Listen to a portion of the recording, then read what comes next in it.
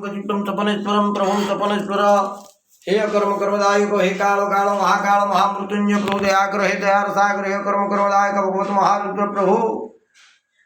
दयाकर हे दयार सागर हे कर्म कर्मदायक भगवत महारुद्र ओम हुं जुं शहं भूर्भुवस्वहं त्र्यंबकं यजामहे सुगन्धिं पुष्टिवर्धनं मुर्बारुकं वन्दनं मृत्युमुक्षमां तत्तं स्वाहा भुवः भूः सः जुं हुं ओम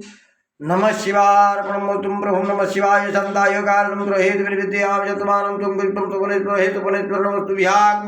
नमस्ते दिव्य चक्षुषे नमः पिनाकहस्ताय वज्रहस्ताय वनसनमहं त्रिशूलहस्ताय दण्डहस्ताय पाणिनमहं त्रिलोक्यनाथाय स्वप्नेश्वर देव महारुद्राय नमः प्रभु हे कर्म कर्मदायक प्रभु दयाकर हे दयार सागर प्रभु